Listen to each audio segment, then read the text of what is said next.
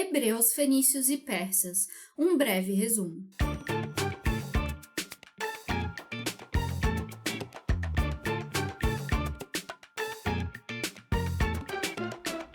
A história dos hebreus tem especial importância para nós.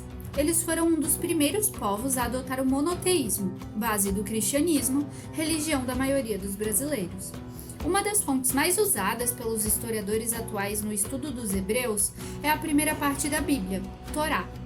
Outras fontes importantes são as escavações arqueológicas e o relato de historiadores que viveram em tempos antigos.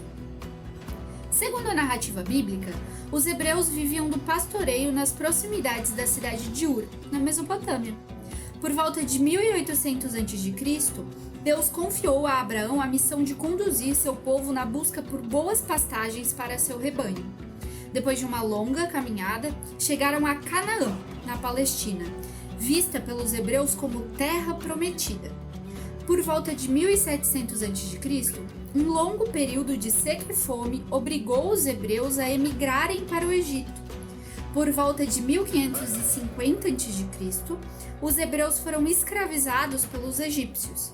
Depois de um longo cativeiro, os hebreus se revoltaram e por volta de 1250 a.C. voltaram para a Palestina liderados por Moisés. Essa longa viagem é conhecida como o Êxodo. Chegando na Palestina, os hebreus travaram uma luta prolongada contra outros povos lá estabelecidos, como os cananeus e os filisteus. Foi no reinado de Davi que se completou a reconquista da Palestina. Na ocasião, Jerusalém foi escolhida para a capital do reino. Em 587 a.C., os caldeus destruíram o templo de Jerusalém e levaram milhares de hebreus como prisioneiros para a Babilônia. O episódio tornou-se conhecido como Cativeiro da Babilônia. Quando os persas conquistaram a Babilônia em 539 a.C., permitiram que os hebreus regressassem a Judá e reconstruíssem o templo de Jerusalém.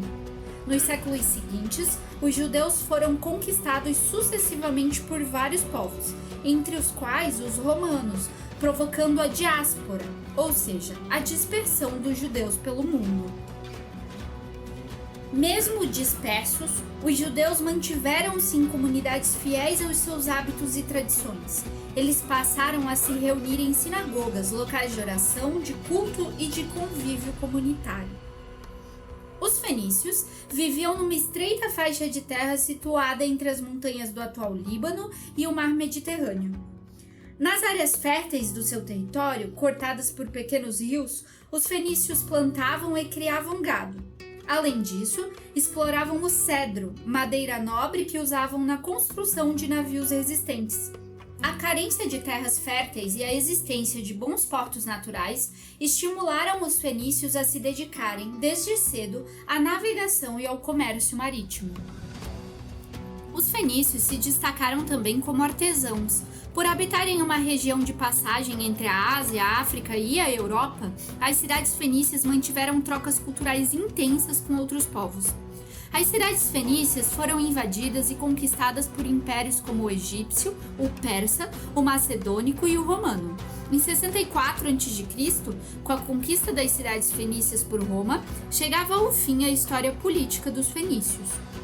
A Pérsia situava-se no Planalto do Irã, região montanhosa e com poucas planícies. Ali, a partir do segundo milênio, estabeleceram-se diversos povos, entre os quais os medos e os persas.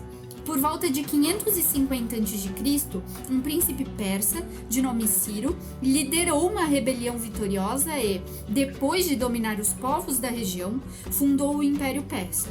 Visando a conquista de riquezas e povos, o rei Ciro organizou um poderoso exército com o qual expandiu suas fronteiras do império em várias direções.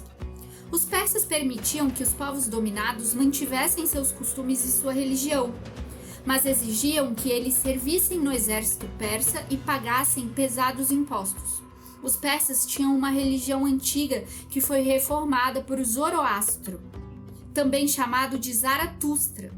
Para o zoroastrismo, o universo é palco de uma luta permanente entre o bem e o mal.